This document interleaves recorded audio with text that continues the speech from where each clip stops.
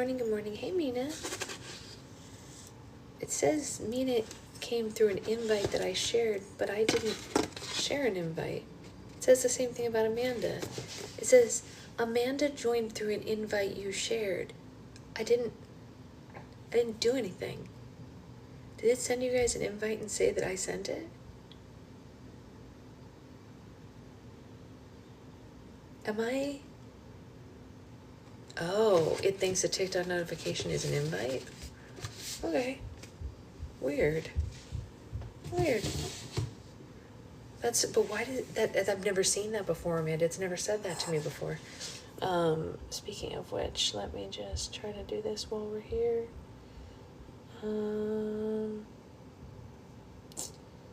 Okay, well, that's new. Huh. Interesting. Okay, it won't let me change your thing right now, Amanda, but it let me change other stuff. Okay. Good morning, Jamie. Okay, well, you know, TikTok out here be changing things and doing wild stuff, but we'll just, we'll roll with it for now, huh? Hey, Isabella. Hey, Slav. Hey, Roxy. Let's get the milk. People be filtered too. Yeah, already? Jeez.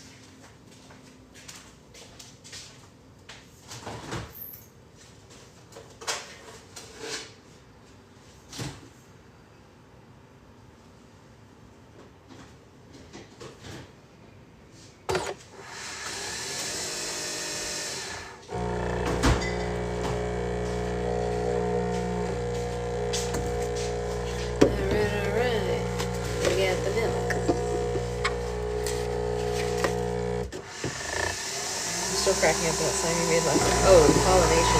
That was one of my favorite things I've made, actually. Yes. Book club today. Good morning, everyone. It just sprung into my mind.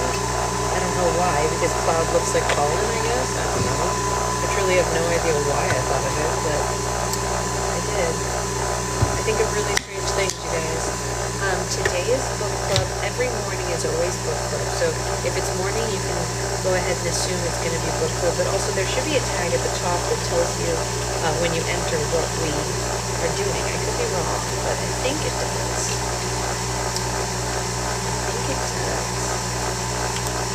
How's everyone feeling? Someone is sleeping. I managed to get baby out. I will make slime today, yes, but I don't know if it will be on live yet. Except Sundays, that's true. It's not really a day off because I still do work, but when you join, this is currently reading Mockingjay. Okay, yeah, so that's fair.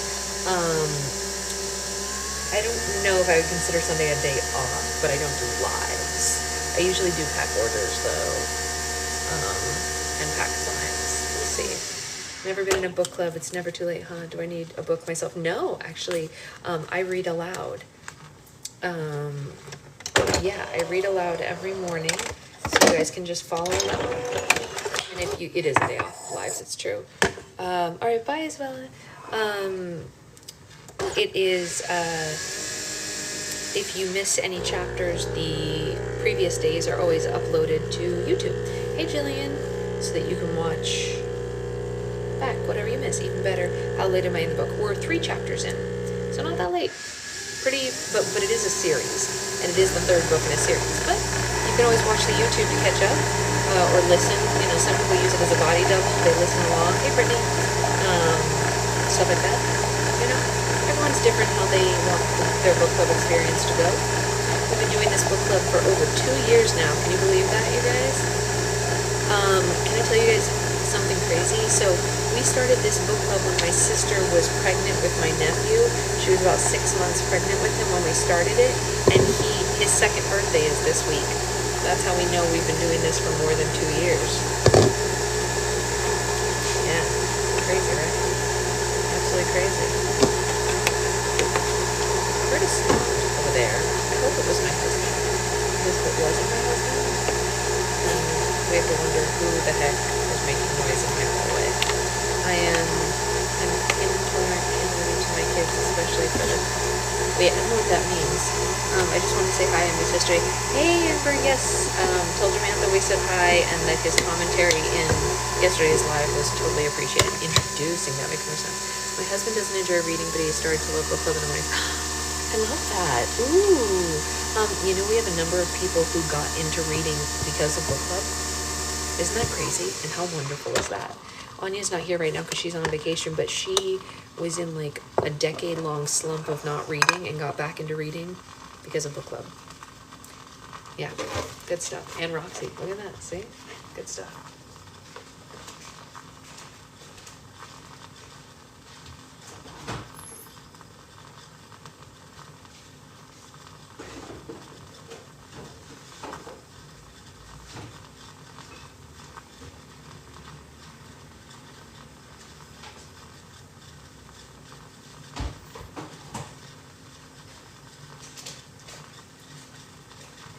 Good stuff. Hey, Ray. I blame Sasha for my audiobook readings. Hey, listen, if I'm going to be blamed for something, I want it to be that. I got back into it because of book love. So, see, there you go. I tried for 13 years to get him into trying. Oh, there you go. You should see. Oh, you know what? I don't think we have recordings of that. I was going to say he might like John's book, but I don't think we were doing recordings yet when we read John's book. Back in the beginning, we didn't record book club because I didn't think of it. Yeah, but John's books are good, and a lot of guys really like them, which is why I mentioned it.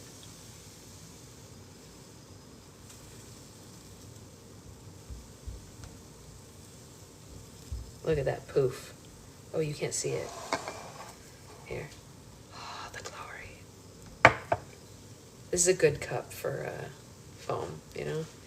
His books are like, they're like sci-fi, you know, time travel type things. But not like the time travel I'm writing, like real sci-fi time travel. Mine is like millennial girl time travel.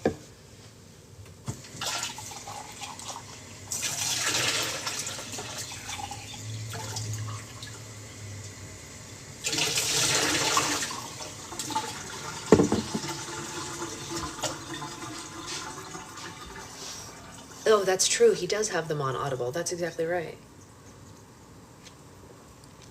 His name is John G. Doyle. He's a friend of mine who also writes books, and he is great at it. We love him and his wife. Morning, Liz. How are you? Good morning, everybody. Yep, his hair is colored. That's right. Exactly right. He and I both do that. His wife used to do it. I think you found me through John. Really? I didn't know that, Ray. Yes, he was the Turnaround Alan guy. That's exactly right. That's exactly right. Yeah, I think everyone knows him, especially because of Turnaround Alan. Hold on, I gotta fix the tripod. Okay, I fixed it. Turnaround Alan was such a joy. What a moment in time. Do you guys remember that? I miss it so much. It was so good. Morning, Avery. The Turnaround Alan days were great. Yeah, they were really good. It was hilarious, truly hilarious. Okay, so good morning, everybody. It is a very gloomy day here in Southern California, which is not fun because it's farmer's market day, and I was hoping that it would be a little, you know, it was raining last Saturday, and I didn't go to the farmer's market because I didn't want to take her out in the rain. It's not raining right now, but it is gloomy. This leaf, this leaf has encroached on my space. I totally just did that, didn't I? Well, it is what it is. So anyway, I can now hear the leaf touching the back of the chair. Didn't used to be there. The chair hasn't moved, so obviously the leaf moved because it grew, you know. It is what it is. Wasn't too bad. Okay, great. Thank you, Amanda. I appreciate it. Yeah, it's not not my favorite, Roxy. I agree. It, like yesterday in book club, I could hear it. Do you see how it's touching when I rock? I could hear that, and it made me want to stop rocking the chair, but I need to keep the baby asleep, so you have to make decisions, you know, about what you're doing there. Okay, let me try to reach a bookmark. And by bookmark, I mean a card that we received to the baby. Oh no, this is a real Monstera. It was the size of this baby when we bought it. Yeah, no, I not only need to turn the plant, I need to do another, I usually do, like I have wire around it where I have it like pulled up so that it goes upward instead of outward because it's humongous. Like, it's huge, right? Like, it's humongous. But I need to do a new wrap on it to retie it because it's been a couple months since I've wrapped it. So I need to reconfigure it because otherwise it just will take over the whole house. But it's humongous. It literally was like the pot that it came in was only this big, and now it's this. So yeah, we have grown it to a monstrous Monstera. No, I haven't, Amanda. I don't even know what you're talking about, but that sounds useful. All right, so for anyone who is just popping on, the person, Jordan, asked earlier how many chapters in we were, and I told her we were 3 chapters in. I lied. We were 4 chapters in. Please do, Amanda, but don't worry about it right now, obviously. So we're starting chapter 5 today. Page 59. I'm gonna need another sip before we continue because apparently that frog is still in my throat. Probably because it's gloomy today.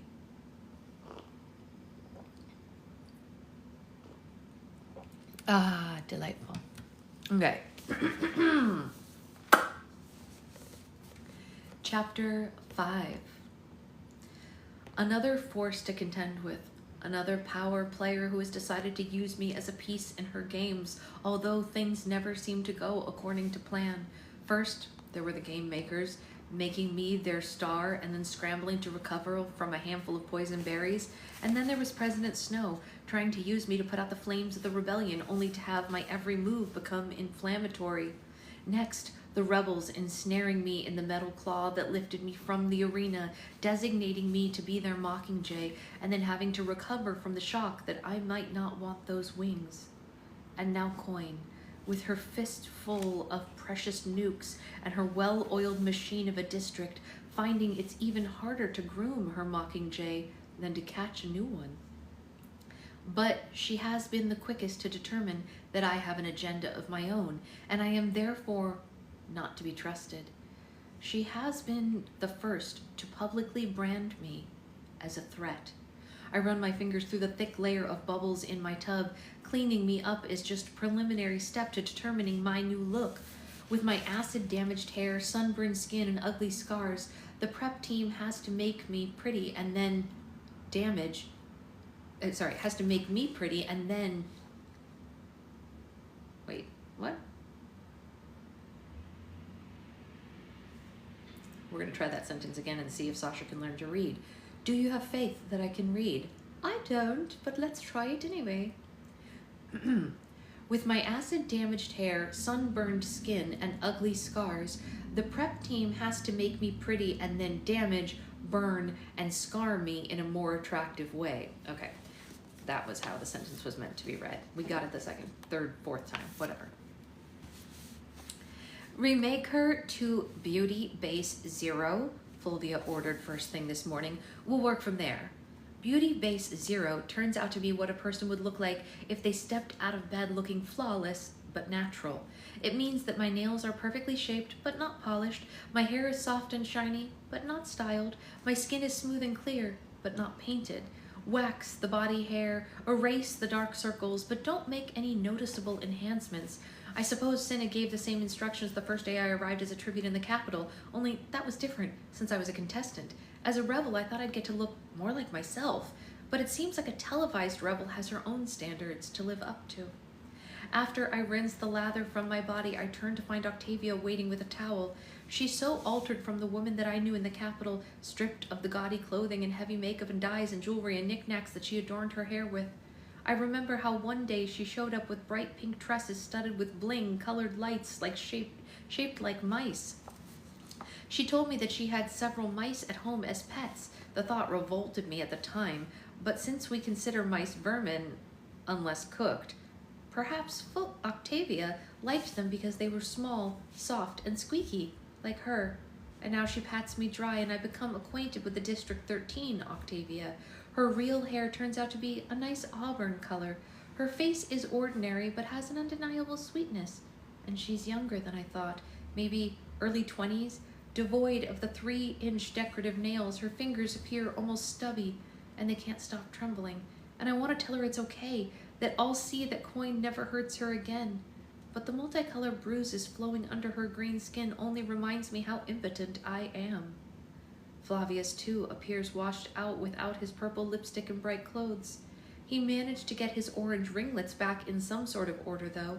It's Venia who's the least changed. Her aqua hair lies flat instead of in spikes, and you can see the roots growing in gray.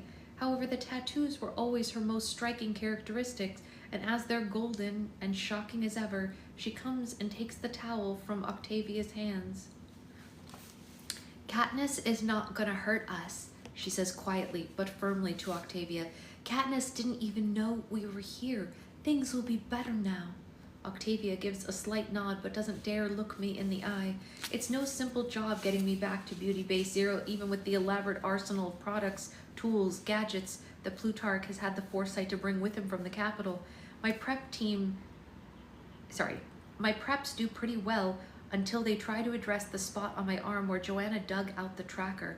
None of the medical team was focusing on looks when they patched up the gaping hole there, and now I have a lumpy, jagged scar that ripples out over the space in the size of an apple.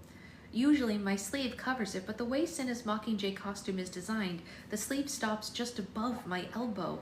It's such a concern that Fulvia and Plutarch are called in to discuss it, and I swear the sight of it triggers Fulvia's gag reflex. For someone who works with a game maker, she's awfully sensitive. But I guess she's used to seeing unpleasant things only on screen. Everyone knows that I have a scar here, I say sullenly. Knowing it and seeing it are two different things, says Fulvia. It's positively repulsive. Plutarch and I will think about something during lunch, something for this. It'll be fine, says Plutarch with a dismissive wave of his hand. Maybe an armband or something. Disgusted, I get dressed so that I can head to the dining hall. My prep team huddles in a little group by the door. Are they bringing you food here? I ask them. No, says Venia. We're supposed to go to a dining hall. I sigh inwardly as I imagine walking in the dining hall, trailed by these three, but people always stare at me anyway. This'll just be more of the same. I'll show you where it is, I say. Come on. The covert glances and quiet murmurs that I usually evoke are nothing compared to the reaction brought on by the sight of my bizarre-looking prep team. The gaping mouths, the finger-pointing, the exclamations. Just ignore them, I tell the prep team. Eyes downcast with mechanical movements, they follow me through the line, accepting a bowl of gray fish and okra stew and a cup of water. We take seats at my table beside a group from the seam. They show a little more restraint than the people from 13 do, although it may just be from embarrassment. Levy, who was my neighbor back in 12, gives a cautious hello to the preps, and Gail's mother, Hazel, who must know about their imprisonment, holds up a spoonful of the stew. Don't worry, she says. It tastes better than it looks. But it's Posey, Gail's 5-year-old sister, who helps the most. She scoots along the bench to Octavia and touches her skin with a tentative finger. You're green. Are you sick? It's a fashion thing, Posey. Like wearing lipstick, I say. It's meant to be pretty, whispers Octavia, and I can see the tears threatening to spill over her lashes. And Posey considers this and matter-of-factly says, I think you would be pretty in any color. The tiniest of smiles forms then on Octavia's lips. Thank you.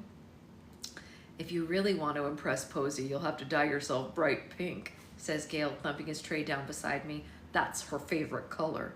Posey giggles and slides back down towards her mother. Gale nods at Flavius's bowl. I wouldn't let that get cold. It doesn't improve the consistency. And everyone then gets down to eating. The stew doesn't taste bad, but there's a certain sliminess that's hard to get around, like you have to swallow every bite 3 times before it really goes down. Gail, who's not usually much of a talker during meals, makes an effort to keep the conversation going, asking about the makeover. I know it's his attempt at smoothing things over. We argued last night after he'd suggested I left Coin no choice but to counter my demands for the victor's safety with one of her own. Katniss, she's running this district. She can't do it if it seems like she's caving in to your will. You mean she can't stand any dissent even if it's fair, I countered. I mean that you put her in a bad position, making her give Peeta and the others immunity when we don't even know what sort of damage they might cause, Gail had said then. So I should have just gone with the program and let the other tributes take their chances. Not that it matters anyway, because that's what we're doing. And that's when I slammed the door in his face. I hadn't sat with him at breakfast, and then when Plutarch sent him down to training this morning, I'd let him go without a word. I know he only spoke out of concern for me, but I really need him to be on my side. Not Coin's. How can he not know that? After lunch, Gail and I are scheduled to go down to Special Defense and meet Beatty. As we ride the elevator, Gail finally says, "You're still angry." "Yeah, and you're still not sorry," I reply. "I still stand by what I said. Do you want me to lie about it?" he asks. "No, I want you to rethink it and come up with the right opinion," I tell him, but that just makes him laugh. I have to let it go. There's no point in trying to dictate what Gail thinks, which, if I'm honest, is one of the reasons that I trust him. The special defense level is situated almost as far down as the dungeon where we find the prep team. It's a beehive of rooms full of computers, labs, research equipment, and testing ranges. When we ask for Beatty, we're directed through the maze until we reach an enormous plate glass window, and inside it's the first beautiful thing I've seen in District 13's compound, a replication of a meadow filled with real trees and flowering plants and alive with hummingbirds. Beatty sits motionless in a wheelchair at the center of the meadow, watching a spring green bird hover in midair as it sips nectar from a large orange blossom. His eyes follow the bird as it darts away, and he catches sight of us. He gives a friendly wave for us to join him inside. The air is cool and breathable, not humid and muggy as I'd expected. From all sides comes the whir of tiny wings, which I used to confuse with the sound of insects in our woods at home, and I have to wonder what sort of fluke allows such a pleasant thing to be built here. Beatty still has the pallor of someone who is in convalescence, but behind those ill-fitting glasses, his eyes are alight with excitement. Aren't they just magnificent? 13 has been studying their aerodynamics for years. Forward and backward flight, the speed up to 60 miles per hour. If only I could build you wings like these, Katniss. Doubt I could manage them, Beatty, I laugh. Here 1 second, gone the next. Can you bring a hummingbird down with an arrow? He asks. Honestly, I've never tried. There's not much meat on them, I answer. No, and you're not one to kill for sport, he says. I bet they'd be hard to shoot, though. You could snare them, maybe, Gail says. His face takes on that distant look it wears when he's working something out. You could take a net with very fine mesh, enclose an area and leave a mouth of a couple of square feet, bait the inside with nectar flowers, and while they're feeding, you could snap the mouth shut. They'd fly away from the noise, but they'd only encounter the far side of the net. Would that work? Asks Beatty. I don't know. It's just an idea, says Gail. They might outsmart it. They might. But you're playing on their natural instincts to flee danger, thinking like your prey. That's where you will find their vulnerabilities, says Beatty. And I remember something I don't like about it. In preparation for the quell, I saw the tape where Beatty, who was still a boy, connected 2 wires that electrocuted a pack of kids who were hunting him. The convulsing bodies, the grotesque expressions, Beatty, in the moment that led up to his victory all those long Hunger Games ago, watched the others die. Not his fault, only self-defense. We were all only acting in self-defense. And suddenly I want to leave the hummingbird room before someone starts setting up a snare. Beatty, Plutarch said that you had something for me. Right, I do. Your new bow. He presses a hand control on the arm of his chair and wheels out of the room, and as we follow him through the twists and turns of special defense, he explains about the chair. I can walk a little now. It's just that I tire so quickly. It's easy for me to get around in this thing. How's Finnick doing? He's, having concentration problems, I answer. I don't want to say that he had a complete mental breakdown. Concentration problems, eh? Beatty smiles grimly. If you knew what Finnick had been through this last few years, you would know how remarkable it is that he's still with us at all. Tell him that I've been working on a new trident for him, though, will you? Something to distract him a little. Distraction seems to be the last thing that Finnick needs, but I promise to pass on the message. Hey, Naisa. Four soldiers guard the entrance to the hall marked special weaponry, checking the schedules printed on our forearms just as a preliminary step. We also have fingerprint, retinal, and DNA scans, and we have to step through the special metal detectors. Beatty has to leave his wheelchair outside, although they provide him with another one once we're through security. I find this whole thing bizarre because I can't imagine anyone raised in District 13 being a threat to the government that they would have to guard against. Have these precautions been put into place because of the recent influx of immigrants? At the door of the armory, we encounter a second round of identification checks, as if my DNA might have changed in the time it took us to walk 20 yards down the hallway. Anyway, we're finally allowed to enter the weapons collection, and I have to admit, the arsenal does take my breath away.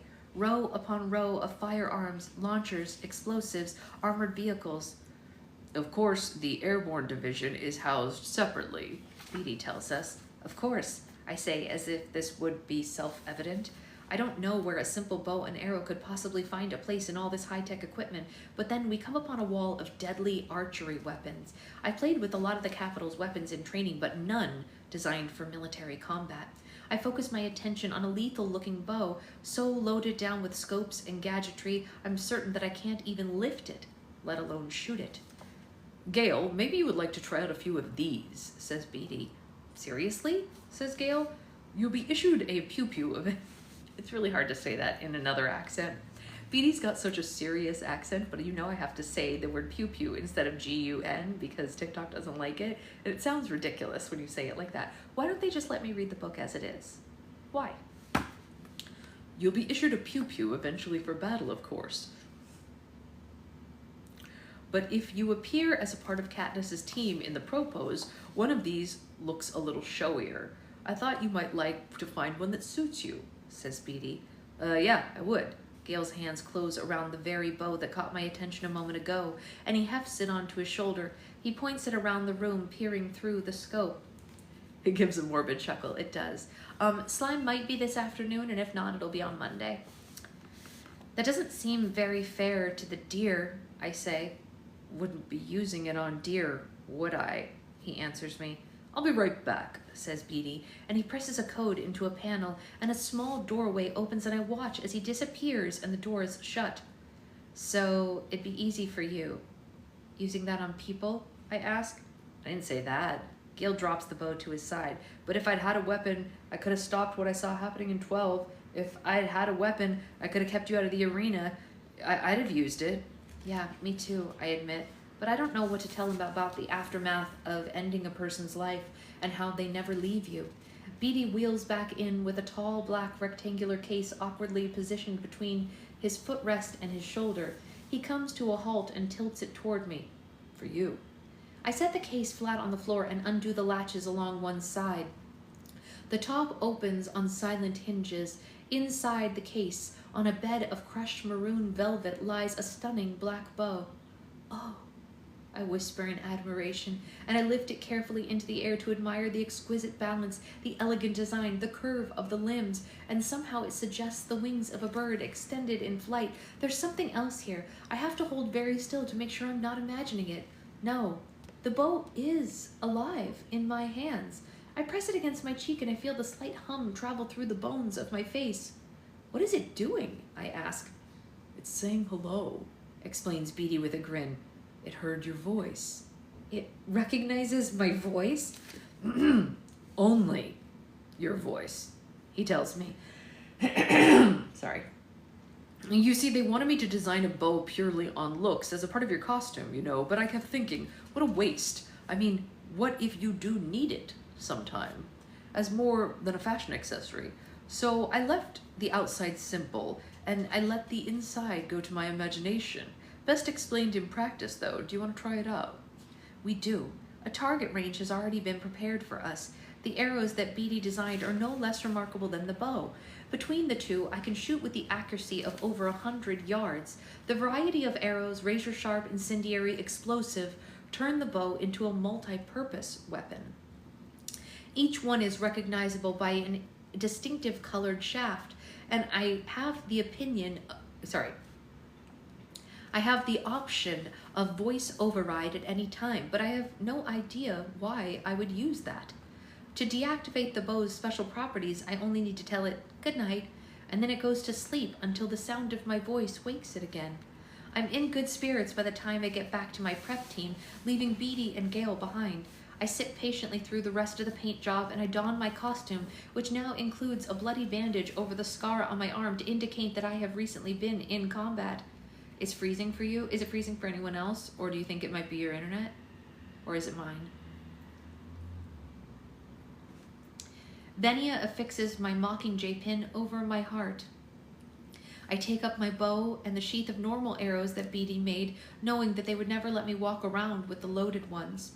It might be your internet, Sloth, because it sounds like it's not on this end. And then we're out on the soundstage where I seem to stand for hours while they adjust my makeup and lighting and smoke levels, and eventually command comes in via intercom from the invisible people in the mysterious glassed-in booth that become fewer and fewer. Fulvia and Plutarch spend more time studying and less time adjusting me, and finally there's a quiet on the set, and for a full 5 minutes I'm simply considered, and then Plutarch says, "Well, I think that does it." And I'm beckoned over to a monitor, and they play back the last few minutes of taping, and I watch a woman on the screen. Her body seems larger in stature, more imposing than mine. Her face is smudged, but sexy.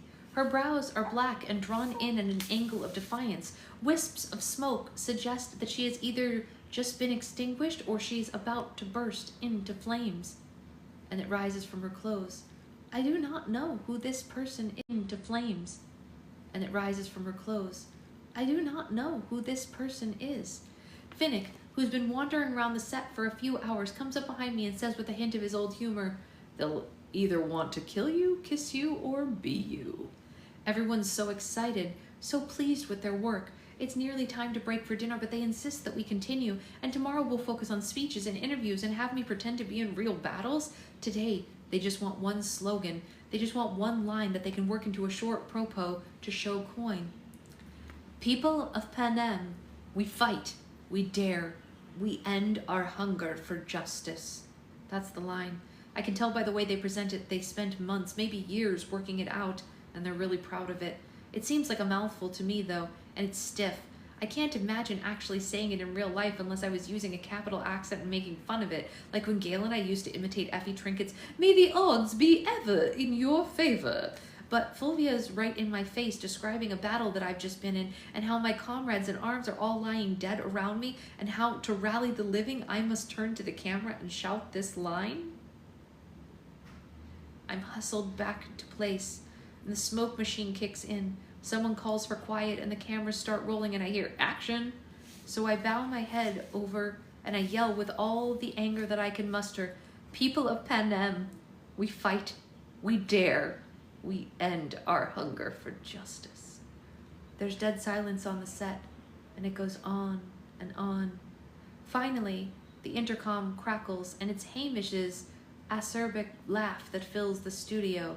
He contains himself just long enough to say, "And that, my friends, is how a revolution dies."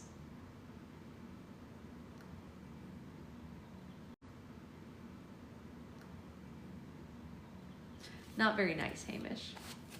We're going to read chapter 6 in just a second. I just need another sip of coffee. Hamish is always busting her, you guys. I feel like she's doing her best.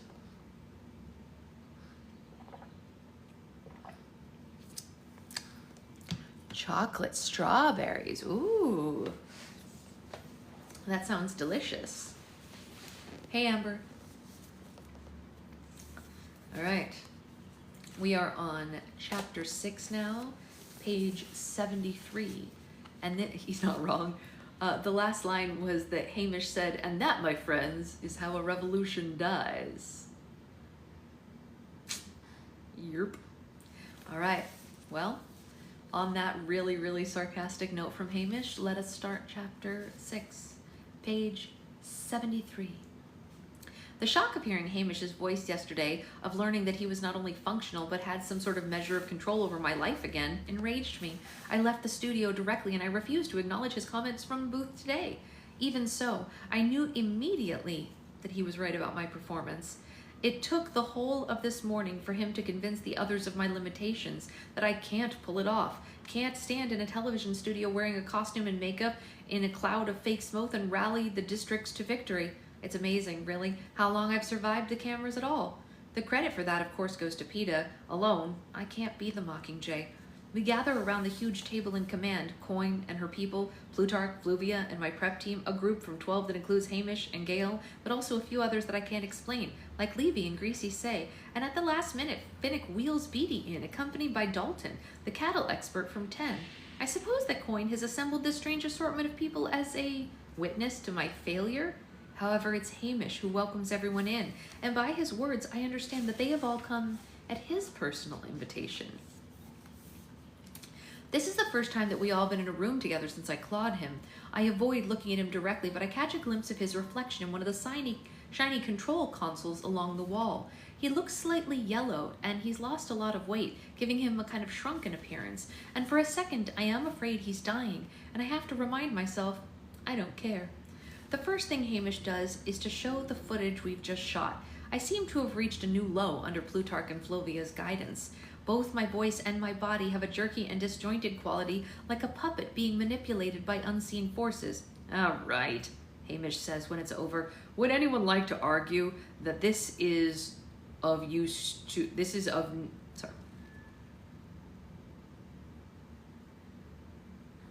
One day I'll learn to read again. Do you guys remember when I used to have a brain and I used to be able to read everything really well? You guys remember that? It was really cute, right? It was like a really good time for me.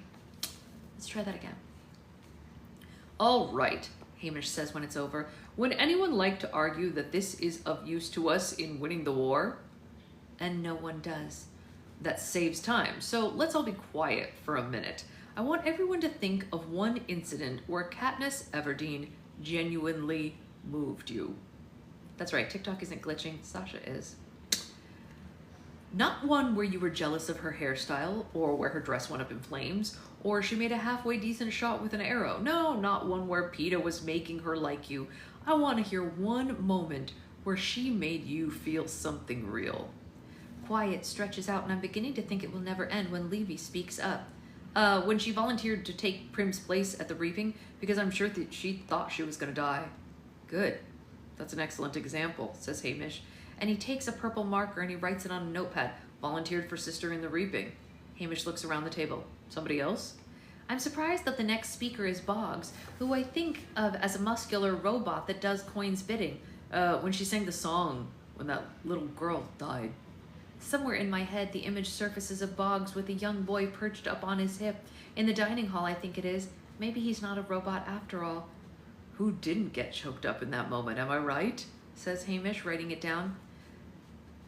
I cried when she drugged PETA so that she could go get him medicine, and then she kissed him goodbye, blurts out Olivia, and then she covers her mouth like she's sure that this was a mistake. But Hamish only nods. Oh yeah, drugs PETA to save his life. Very good, very good. The moments begin to come in thick and fast in no particular order. When I took Rue on as an ally, extended a hand to Chafe on interview night, tried to carry Mags, and again, when I held out those berries, it meant different things to different people. Love for PETA, refusal to give in under impossible odds, defiance of the capital's inhumanity. Hamish holds up a notepad. So the question is, what do all these things have in common? They were Katniss's, says Gale quietly. No one told her what to do or what to say. Unscripted, yes, says Beatty, and he reaches over and he pats my hand. So we should leave you alone, right? People laugh and I even smile a little. Well, that's all very nice, but it's not very helpful, Fulvia says peevishly. Unfortunately, her opportunities for being wonderful are rather limited here in 13. So unless you're suggesting that we toss her into the middle of combat, that's exactly what I'm suggesting, says Hamish. Put her out in the field and just let the cameras keep rolling. But people think she's pregnant, Gale points out. We'll spread the word that she lost the baby from the electrical shock in the arena, Plutarch replies. Very sad, very unfortunate. The idea of sending me into combat is controversial, but Hamish has a pretty tight case. If I perform well only in real-life circumstances, then into them I should go. Every time we coach her or give her lines, the best we can hope for is just okay. It has to come from her. That's what people are responding to. Even if we're careful, we can't guarantee her safety, says Boggs. She's gonna be a target for every— I wanna go, I break in. I'm no help to the rebels in here. And if you're killed, says Coin, make sure that you get some footage so you can use it anyway, I answer. Fine, says Coin, but let's take it one step at a time. Find the least dangerous situation that can evoke some spontaneity in you. She walks around command, studying the illuminated districts the map shows of the ongoing troops and positions of the war. Take her to 8 this afternoon. There was a heavy bombing this morning, but the raid seems to have run its course. I want her armed with a squad of bodyguards. Camera crew on the ground. Hamish, you'll be airborne and in contact with her. Let's see what happens there. Does anyone have any other comments? Wash her face, says Dalton, and everyone turns to him. She's still a girl, and you made her look 35. Feels wrong, like something someone in the Capitol would do. As Coin adjourns the meeting, Hamish asks her if he can speak to me privately. The others leave me, except for Gale, who lingers uncertainly by my side. What are you worried about? Hamish asks him. I'm the one who needs a bodyguard. It's okay, I tell Gale, and he goes. And then there's just the hum of the instruments and the purr of the ventilation system. Hamish takes a seat across from me. We're gonna have to work together again, so just go ahead. Just say it. I think of the snarling, cruel exchange back on the hovercraft, the bitterness that followed, but all I say is, I can't believe you didn't rescue PETA. I know, he replies, and there's an incompleteness there, but not because he hasn't apologized, because we were a team. We had a deal to keep PETA safe, a drunken, unrealistic deal made in the dark of the night, but a deal just the same. And in my heart of hearts, I know we both failed. Now you say it. Oh, sorry. Now you say it, I tell him. I can't believe it. You let him out of your sight that night, says Hamish. I nod, and that's it. Yeah, I play it over and over again in my head, what I could have done differently to keep him by my side without breaking the alliance, but nothing comes to mind. You didn't have a choice.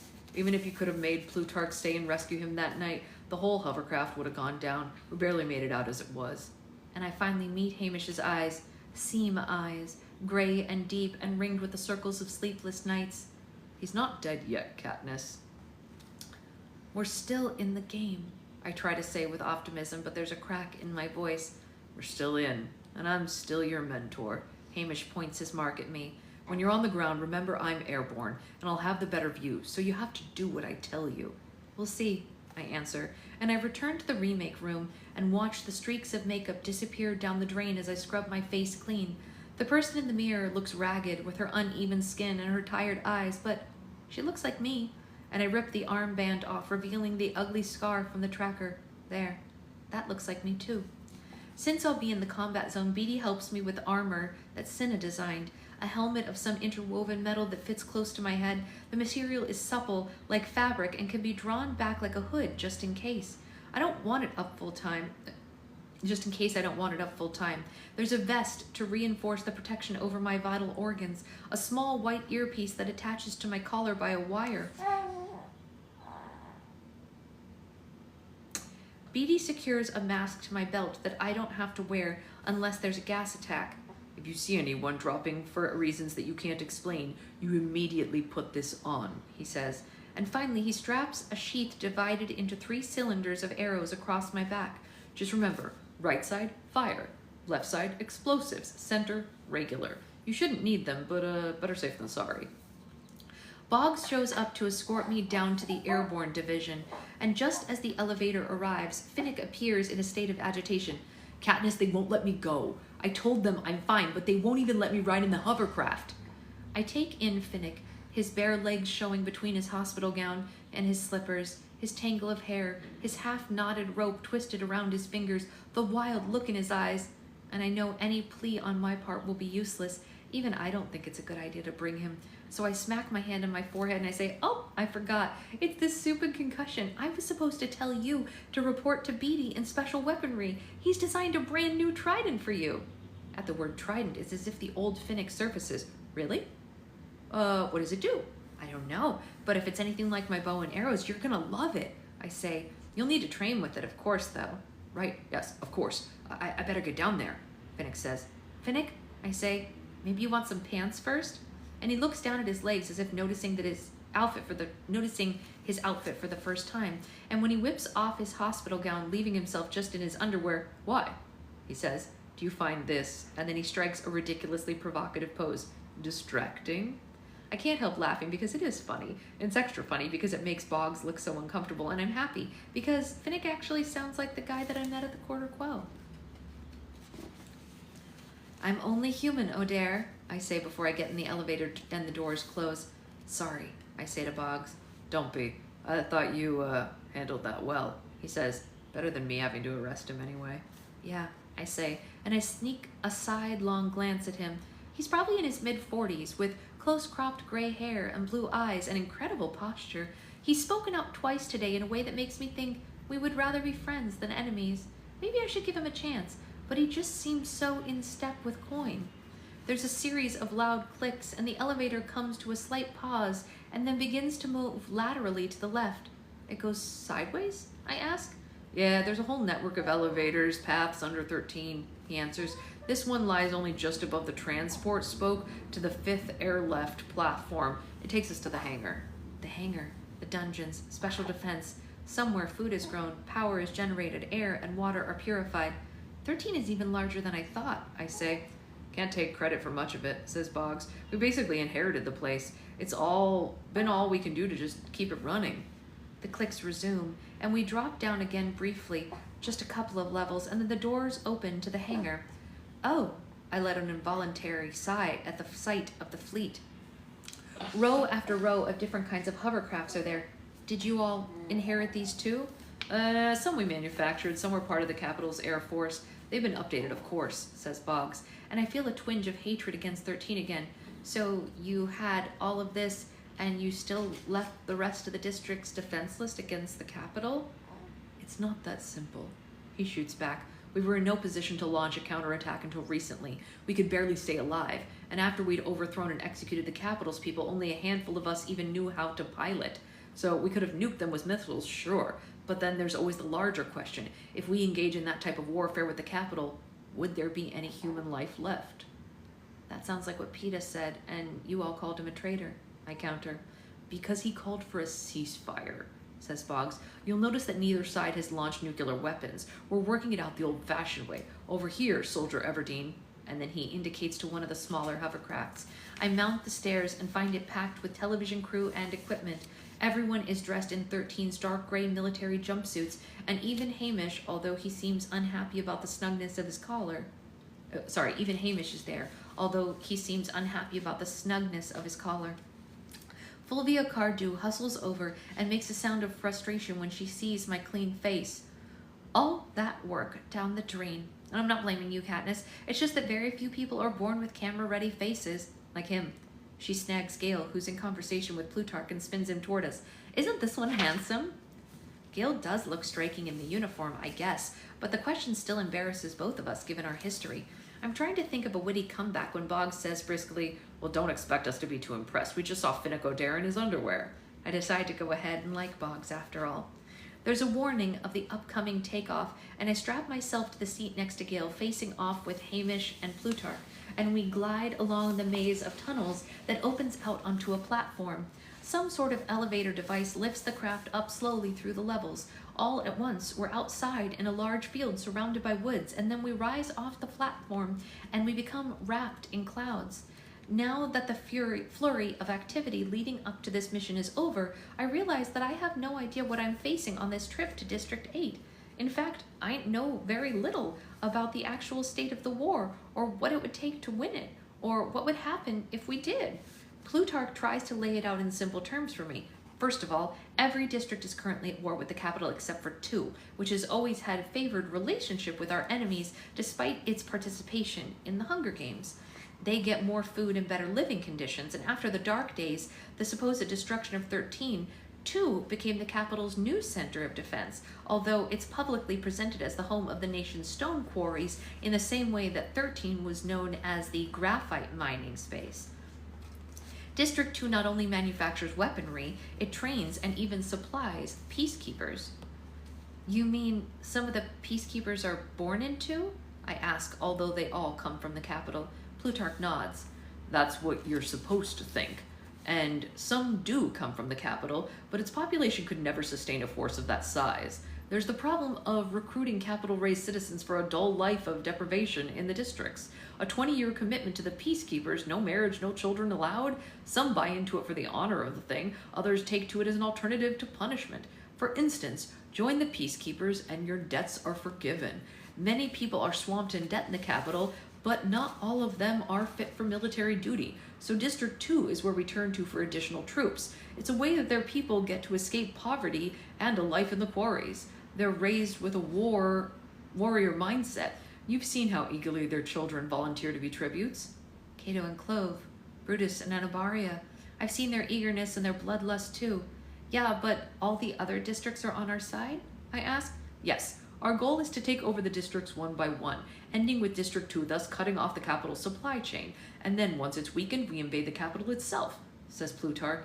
That will be a whole other type of challenge, but we'll cross that bridge when we get to it. Yeah, and if we win, who's going to be in charge of the government? Gale asks. Everyone, Plutarch tells him.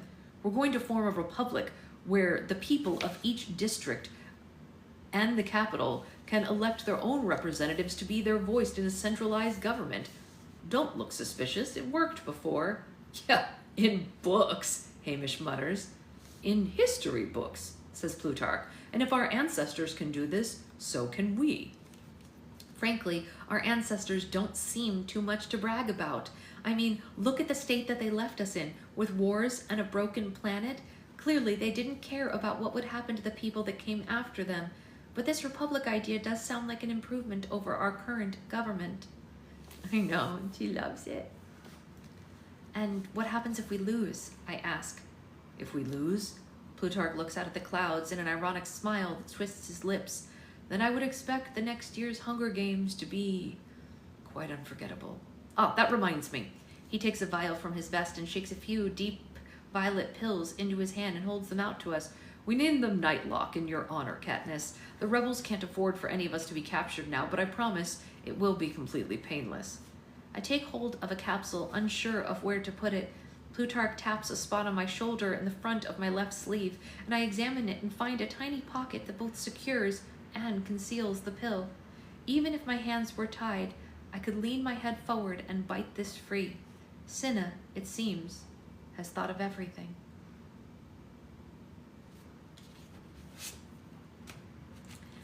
It's very interesting that they're laughing about the history of it all, you know.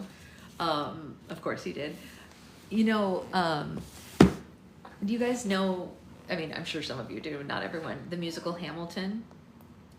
In the musical Hamilton, there's a line that calls, and I'm sure it's in you know, original writings as well, but they call what we have as our government now the American experiment. Experiment, right? And there are a number of people who over the last however many years that things have been going even more awry than we could have imagined, where we've said to each other, it appears that the experiment failed, you know, because it's not going well. You know, we may need to backtrack a little and fix a little of this experiment, because we are among the youngest governments in the history of the world. You know, we need a little bit of a rewrite. Yeah, just a smidgety smidge. Speaking of rewrites, I wanted to pitch you guys something and see your thoughts on it. So I don't know, some of you probably know this and some of you probably don't. Over the years, one of my dreams, and this is going to sound so ridiculous to even say out loud, but I'm just going to go ahead and say it because my friend challenged me to be, what did she call it? She said, she's challenging me to be, what is it, uncharacteristically or unrealistically confident. That's what she said. Be unrealistically confident. a lot of us have issues with confidence, right? Unrealistically confident. And she and I were having a phone call the other day, and she was asking me, yeah, bold and courageous, that's right. She was asking me for some opinions on some stuff, right? And in the midst of these conversations, her and I got the idea for a podcast. And I've wanted to have one for a really long time, and people always ask me to have one because people apparently like hearing me, like the sound of my voice, you know? But the reason that I've never had a podcast is because of time, right? I have never had, what are we OMGing, Naisa? What are we OMGing? I've never had, because I don't have the time to edit a podcast, right? The filming of a podcast is very easy because it only takes an hour of your week, right? You set aside 1 hour, you record it, that's fine, right? Oh, you're OMGing the podcast, yeah. But I said to her, I said, look, if you can find someone, because we both work in theater previously, so she knows like a lot of people in the industry, and so do I. And I said, look, if we can find someone who will do the editing and you will take on a lot of the like main stuff, I will participate in it, is what I told her. And she agreed. So we're putting together some stuff, and I named the podcast because the whole thing, like, you guys know how sometimes I say that things like walk into my head fully formed, like that slime that I made for Jamie last night, which maybe is a lot less serious than a podcast, but it did walk into my brain fully formed. Raw is great, that's true too. Yeah, like a creative director and such what. And so this podcast walked into my brain fully formed in the middle of a conversation with her, and I think it's going to be good, and I also think it's going to be positive. So I'm calling it Why Not Us? And it's basically going to be discussions about exactly what we were just saying. Why can't we be confident? Why can't we be successful? You know, all of those things. And it's going to be discussions about that. And, you know, it gave it to me yesterday. Yeah. No, so the reason that it came up in my head because remember how we were talking the other day about how people got mad because they thought that I was getting a commission from that Pluffle video. We've already established that I did not make commission on the Pluffle video, not a cent, but people were angry because they thought I did. And my question to my friend in this conversation, which is what brought up this podcast idea, is why not us? Why can't I have commission on the Pluffle video? And why do people have to be mad that a little person who's not a giant corporation is getting something? You know what I mean? So why not all of us? Why can't we all be successful and be happy for each other? You know what I mean? And that was the impetus for the idea of it.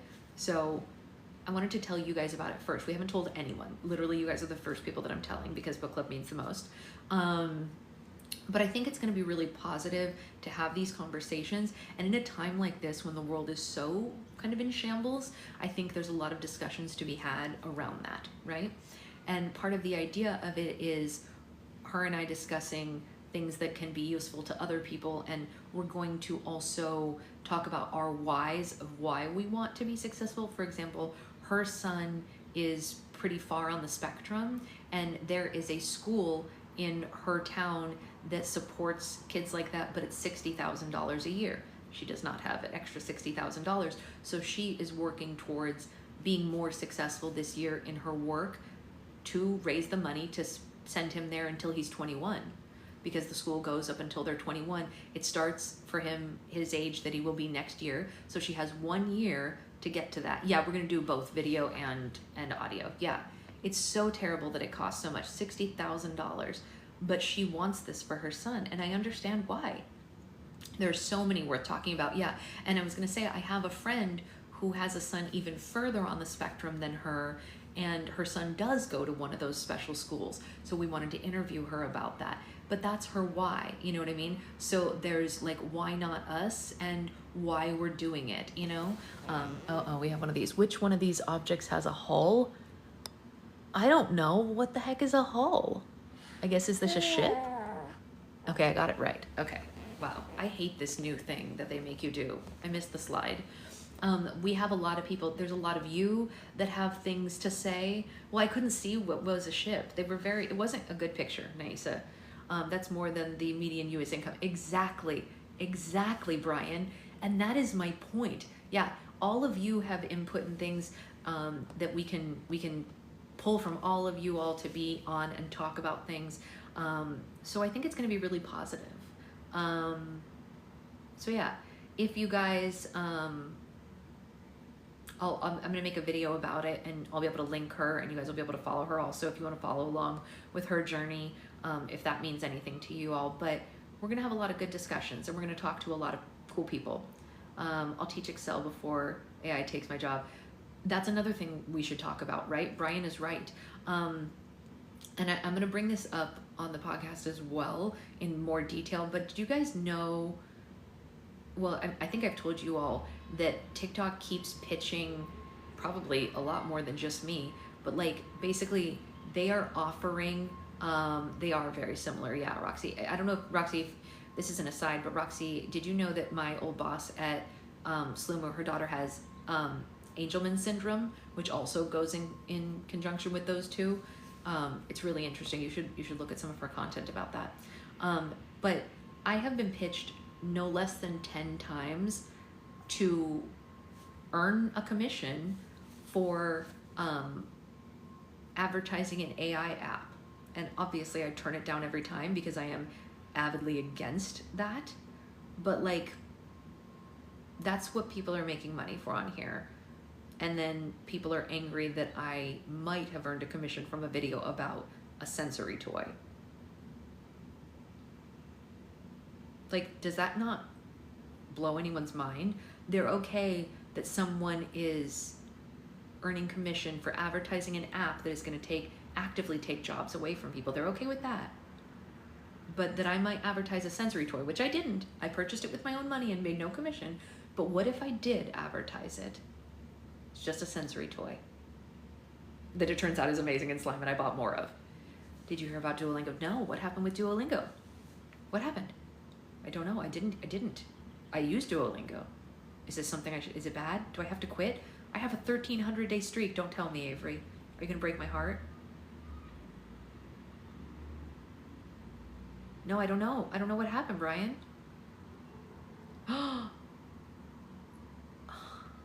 Are you serious? Duolingo's a language app, Jamie. Come on, I didn't know that. I know, right, Sloth? Like on things I literally do daily. I did not know that. Duolingo's for... I just got chills. I just got chills. See, this is not good. Ugh. That really hurts. Yikes. Okay. That sucks to hear. Honest question, honest answer? Yeah, go for it. Well, I guess a good thing I wasn't using it then. Yeah, seriously. No, Mr. Lucky, I don't want you to join. The thing with the AI as an analyst is it can make my job easier, but can never understand the nuances. My husband says the same thing of some of his, never understand the nuances. My husband says the same thing of some of his coding stuff. Yeah, he says the same thing. It could have been fine if it was stopped at a certain point and used as like a calculation tool rather than what it's become. My sister's job is going to start to, ugh. How is that possible, Naisa? How is that even possible? Unless I'm completely misunderstanding what a longshoreman does.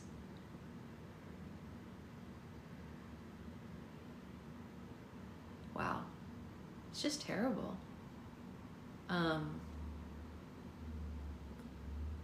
Yeah. Yeah, that's right. That's right, Brian. Yeah. It's so weird. You know what the other thing, well, you know, it's getting pretty obvious to tell when someone has written something with it too, from what I understand. Also, like, I got a pitch from, who was it from? It might have been from Audible or whatever, to put my book on, or maybe it was from Amazon. Like, I could have my book be an audiobook immediately if I use an AI voice. They were like, here, we'll let you use the service for free to try it out. And I was like, no, I'm recording the audiobook with my voice. Audible is Amazon. Okay, so the same. Is it weird that schools encourage kids to use it? Yeah, it's super weird that kids are encouraged to use AI. That's terrible. I completely am against that. Like, I'm 100% against it. 100%. Nice. I think it must have, what do you call it? Took away one of your comments because all I see is of tariffs. Yeah, I don't like that. I don't think, you know what's crazy? You guys want to know what's crazy? When a teacher introduced chat to my kid, I told him no. Really? I can't believe that they're doing that. But the thing is, AI has been used for voice effects or filters for you. Yes, but having it read an entire book feels different than voice effects, right? You know? Yeah, it's exactly. The issue is when it takes over the whole process. That's right. This is what's crazy to me. When I was in high school, we're talking a million years ago, there was a new program, not me, Avery, it sounds terrible. I accidentally downloaded one once, not knowing that it was an AI voice, and I immediately deleted it because it sounds completely, like there's no nuance to it. So when I was in high school, there was a brand new program that was just starting to be used for teachers. And it was a program where the teachers could put your essay into the program. Oh, yeah, that's true, Nisa. I've noticed because I can't even get creamer. They could put your essay into the program and it would scrape the internet for the phrases on there and it would find out if you had plagiarized anything. That was what the program was for. And it was a brand new program when I was in school. It was supposed to be like really high tech and really interesting. And I lived in fear of that program, even though I never cheated, not once. I have never cheated on any school thing in my life because I take a lot of pride in my writing and in my work, so I would never have cheated. But I lived in fear of that program. And the reason I lived in fear of it is because I remembered one of my teachers saying to someone, we knew to put it through the thing because the person's language sounded too adult. But I always knew that I spoke with a higher level of vocabulary than average high schoolers because I read a lot, right? Because I was a really avid reader. Right, exactly. Or that, Amanda. And so every time I wrote an essay, I was afraid that it was gonna think that I had plagiarized it because I used big words, right? Yeah, a percentage of it that might be stolen. Yeah. Right, this was forever ago, right? I don't know if they do this anymore. Your sister got reprimanded even though she didn't plagiarize. Yeah, see that? Yeah. So I lived in fear of that. And now people just get to do that. And it's not a problem because ChatGPT is writing their stuff for them. It's not a problem because ChatGPT is writing their stuff for them.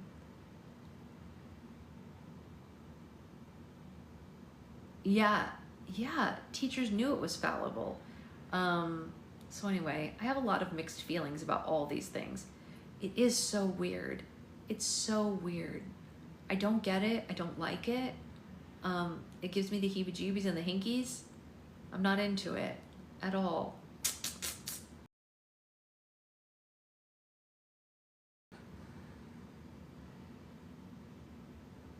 She's still asleep, you guys. This is a good nap. She's been asleep since like 8:10 or 8:15. It's a good nap. It's a good nap. So anyway, those are all the things I have to say for today. It's still gloomy out, but I'm still gonna try to go to the farmer's market. More glitches, ugh, terrible. I wonder if it's because it's gloomy here. I don't know. All right, I'll see you guys later. I hope you all have a great rest of your day.